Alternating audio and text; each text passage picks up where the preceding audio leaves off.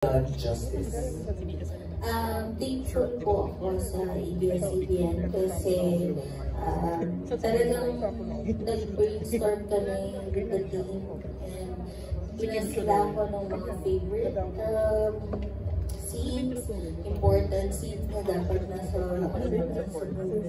So, kasi before, meron din akong mga nagawa, hindi na ako sinama. Yung mga before. Pero ngayon, kaya thankful ako sa ABS kasi talagang involved nila ako dito. Si Direk din nagtatanong. Actually, yung pinasa ni Direk yung bukit, yung book, para lang din dito sa movie.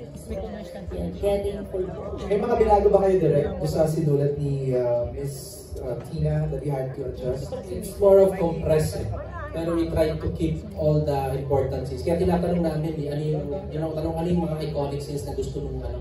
Kasi sa book may mga ganun may yung mga fans meron silang mga favorite na scenes, dialogue, situations. So yun yung nandun sa pelikula. Kasi yung minahal nila nung binasa nila And sometimes, the limitation is, when you're writing a story, it's limitless. You're not thinking of production costs or, yung parang set design.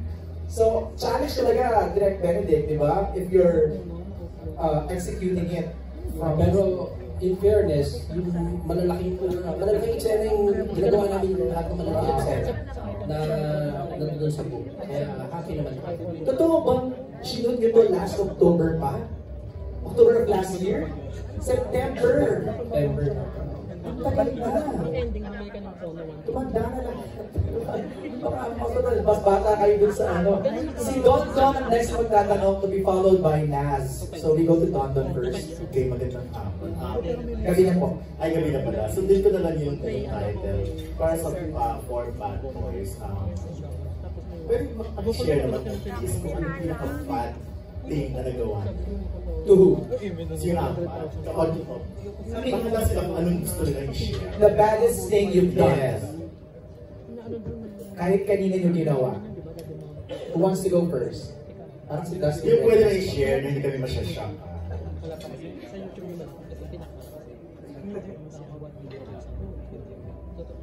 Ay, legally. Legally po kasi. For Love nga ito, may pumulong dito sa table na ito. Itabi natin sa pangalang Bobby Argentina. Ayan, si Bobby na nag-follow up For Love. For Love daw, the baddest thing you've done for love. Done for love. Oh, yun nga, parang gano'n. Siguro,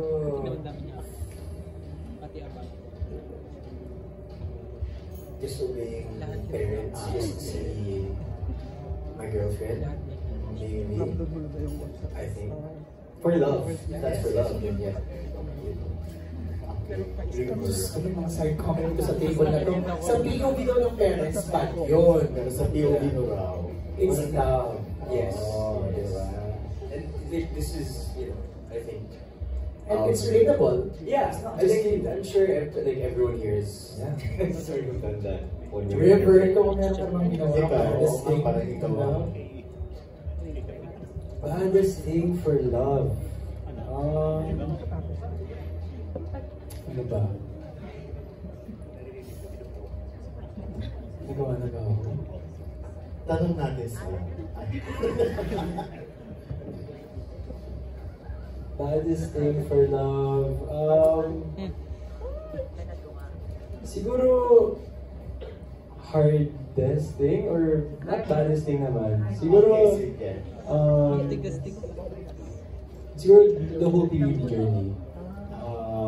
Siguro that that was a sacrifice for me to be able to go inside the house for 4 months. No communication. Hindi nabigyan ng chance.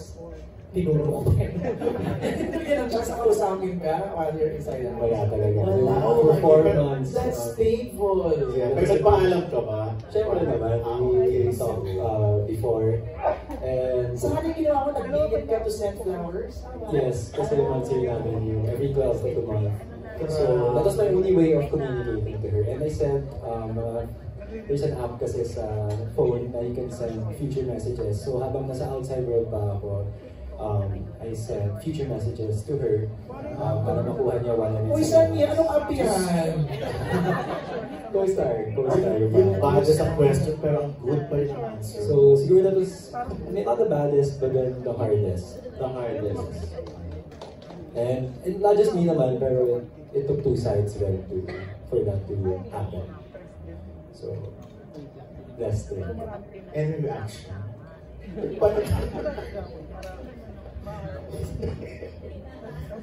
Any reaction sa sinabi? Wala naman. O yung iba, the baddest thing you've done for love, Jello. Ako sobrang usual lang ito. I feel like lahat kami na-experience. So, kumbaga yung kakayanin mong mag-take ng risk na at the same time sa sobrang busy, like masasacrifice mo talaga yung pahinga mo, yung mga iba't ibang mga schedules, pero nakakayanan pa rin iparamdam kung ano yung dapat. Lahat naman tumakas ng work. Hindi naman po. Wala naman yung level. Dustin. Ito wala pa siyang... Ako for love po. Wala pa po kasi akong experience kaya ngayon nahihirapan po akong sumagot. Nag-iisip po ako talaga kung ano yung baddest thing. Ayun po, wala po. Si Brent na rin. Ako siguro, ano ba, baddest?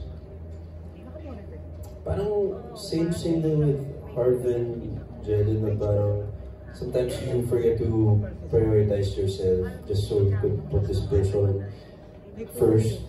Parang gano'n, parang nakakalimutan mo or minsan nauubos ka na para lang mapuno mo yung pagmamahal na meron ka para sa tao. Kung lang nauubos ka. Diba? Maraming salamat. Thank you, Don. Salamat. Nas, you're next. Bad boy. Ang follow-up kay Christina sa question kanina, ano po yung reaction niyo naman sa casting for Bad Boys? Ako po, happy ako kasi kasama po ko dun sa audition. So, nakita ko rin yung acting nila. Tapos kasi mayroon parang mga scene na pinag-preparing. So, ako rin po kinikilig. So, yun po, I'm proud of them. And I'm praying na marami pa silang maging project kasi ang fresh ng mga faces, maganda ng mukha. Ayun. So, hoping ako na marami pa silang maging project after this. Okay, Angie naman. Ito na kasi parang pinaka-malaki ng project. Kasi, so, ano yung, can you take us back nung nalaman mo na ikaw yung nasa project? Ano reaction mo?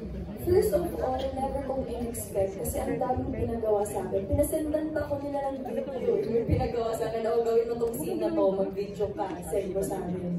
And then pinapunta ako saan pa ngayon, sa TTC na, na building. So, 3 beses kami nag-audition.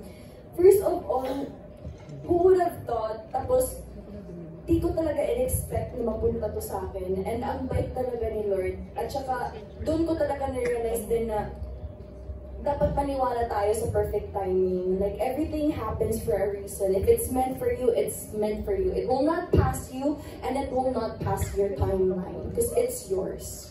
Sorry, Thank you. Ay, Nas. Okay, thank you, Nas. Maraming salamat.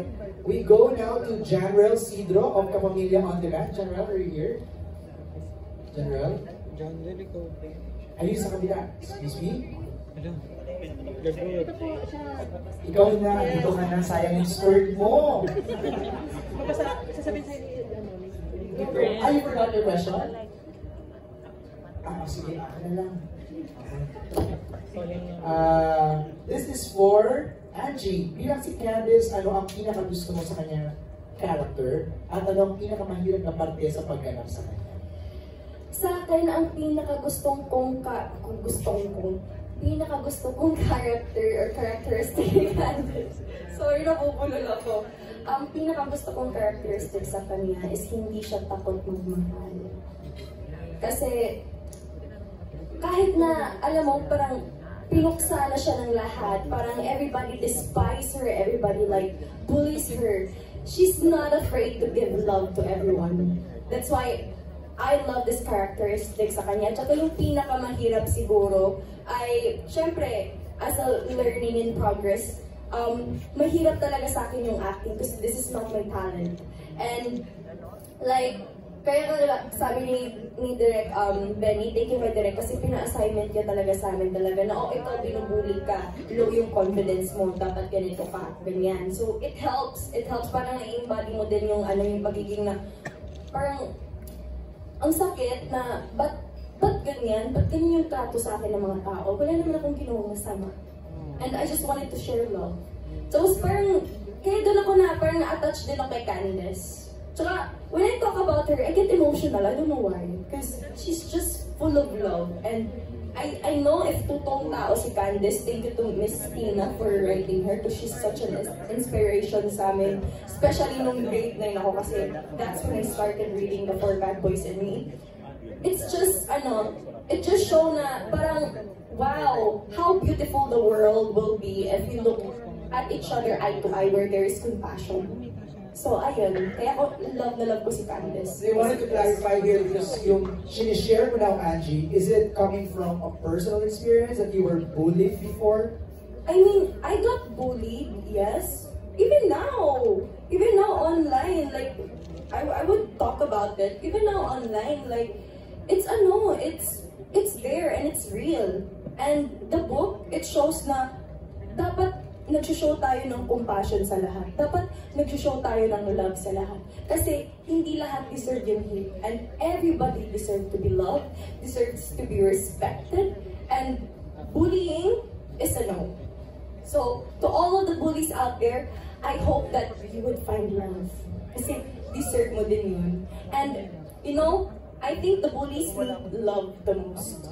Because if wala yun, parang I've been there, pero nakakapagod kasi mag-hate. Baka ma-drain kayo. So, I pray to God that He will, bless you with love, with kindness in your heart, and whatever is missing, He will bless it to you. So, Thanks, Angie. Ang next question ni Janrel is for the boys. Sa inyong character bilang isa sa mga bad boys, ano ang pinaka-nagustuhan niyo sa ugali niya at ano naman ang gusto niyong baguhin? What did you like about your character, Charles? What I liked about Charles is his protectiveness over si Candice and his friends. He stands up for anyone that tries to bully them or mess with them. At yung gusto kong baguhin siguro kay Charles ay yung palaway kasi si Charles. So siguro I tell him to tone down and there's no need to fight all the time. Si Marky. With Marky naman po, siguro not really something na sorry, what was the question? Something that I like about the character? Is that the question po? Gusto kong baguhin. Oh, siguro siguro just make him a little bit more bad boy. I think kasi yung pagka-bad boy ni Marky dito in this adaptation specifically is he's in a bit manipulative. He, like I said, gambler siya. He likes to play with fate. And there's so many moments in this film. Siguro kaya siya bad boy. He's a bad boy in that way na even though intentional or not, he ends up manipulating a situation to something that he wants it to turn into. Siguro what I would change is siguro dial down on the medyo cunning, scary, manipulative side and more mas Troy, na mas physically, na makulit talaga na annoying halos siguro po. I'd make him more of a lightning in a bottle type of character maybe. Troy. Ayun, sa akin po, actually, I love Troy Mendoza. Kasi, sobrang nilalagay yung character na yun kasi doon ko na-feel yung sarili ko. Okay. Parang nakita mo yung sarili mo sa kanya. Doon ko po na doon ko po nakita yung sarili ko na, nagagawa ko po yung gusto ko. Nagawa ko pong maging makulit sa mga cast ko na kasama dahil kay Troy. Nawala yung pagiging mahayaan ko. And, so kung baguhin kay Troy siguro yung niya, sa mga decisions niya. Kasi laging, ang gulo ng utak ni Troy kung tutuusin niya. Sobrang gulo. So, ayun po yung ko. So, maging firm lang siya sa decision niya. Jaden. Ako, So ang saludo ko kay Jaden sa pagiging malakas niya, tsaka kung paano niya i-present yung sarili niya na strong kahit marami na siya napagdaanan. And yung pinaka gusto kong baguhin siguro sa kanya, parang wala eh. Pero kung meron man, siguro mas maging sensitive lang sa mga tao sa paligid niya, parang kay Candice. Be more sensitive. Okay, that's it. Meron bang gusto mo mga bola? Gusto mo tanong? Mikey, ano gatanong ka ba ba? Hindi na? You're good? Thank you everybody for all your questions. Maraming salamat. Nag-enjoy pa kayo doon, answering ulit eh, no? Pero masaya lang naman tayo, di ba kulitan lang? When can we watch the 4 Bad Boys and Me? Go ahead. Okay guys, mga kapamilya, mapapanood nyo na po ang The 4 Bad Boys and Me sa ABS-CBN Entertainment YouTube channel sa July 31 po rin. Yeah, welcome to the baddest school year this 2025. At syempre makakasama rin po namin River Joseph, Angie Salvacion, Jello Rivera, Dustin Flores, Crystal Brimler, Brett Manalo, Annalyn Salvador, Jello Alote, and unfortunately she couldn't be here tonight, but AC Bonifacio is also with us. And yeah, welcome to the baddest school year this 2025. AC Bonifacio. Bakit tinutokso kayo sa AC? Go ahead. Yes, I hope all of you can support the 4 Bad Boys and Me out on July 31 on ABS-CBN Entertainment YouTube channel. Nice. Ange! Hello po sa mga maidens out there and sa mga fans po ni Miss Tina Lata, to my sunshines, to every fandom who's like watching and excited to watch. Panoorin nyo na po ito, malapit na po. The nostalgia of high school, the love, the fun, the kilig, and of course the learnings here is amazing, and we can't wait to see you then po, and we can't wait to share it to you this July 31 on ABS-CBN YouTube channel. Thank you, Angie. Ito yung itsura niyo dito, babata niyo pa, oh. Parang office to office talaga na last year pa siya. Last year pa siya pinaging. But before we go, we have a surprise for our birthday girl! Yeah! Happy birthday!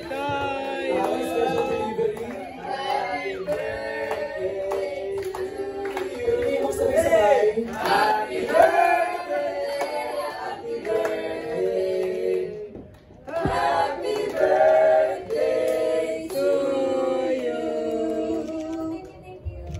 Yes! Yes! Uy, huwag kayo mag-request na. Thank you everybody. Let's have a group photo. Here's the gitna. Let's invite Derek Benedict also and Christina to join us. Huwag na. Kiss daw kay Vic. Vince, talaga naman. Hindi ako.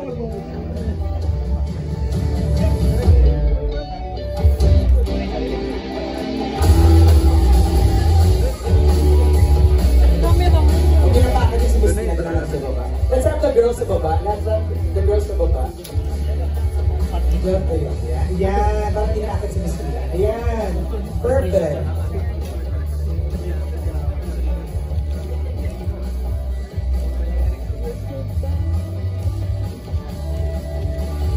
Alright, exit muna boys. Let's have a version with the girls na muna. With Miss Tina. Ayan, alright.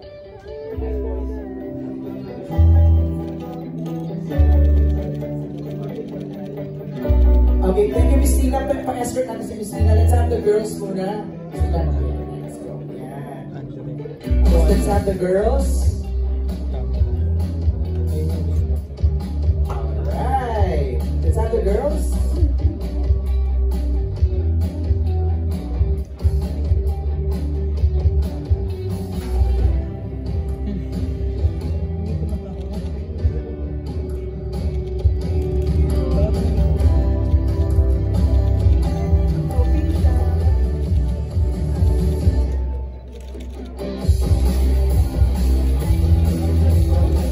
Okay, let's have the boys this time. Direct Benedict, join ka muna doon with the boys.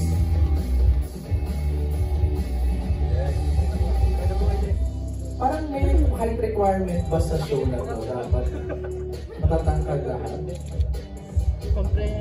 Compress daw po, sabi niya.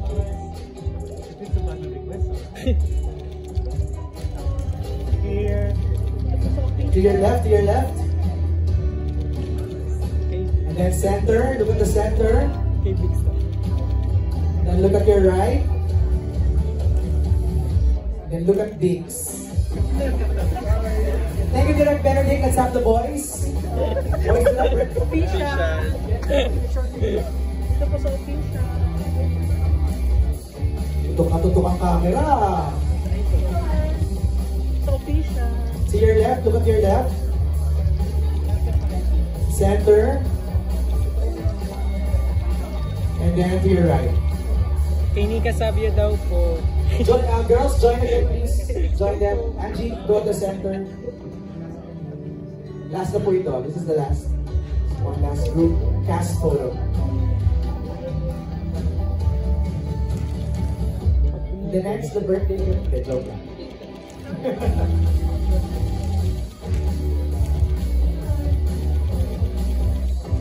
And can we invite Miss Elaine to join in the photo op, please?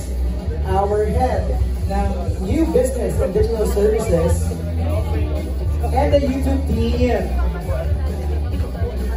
Patty, join. Sa'yo to? With Elaine muna. Si Elaine muna. Tapos we ask the YouTube team to join. Yeah.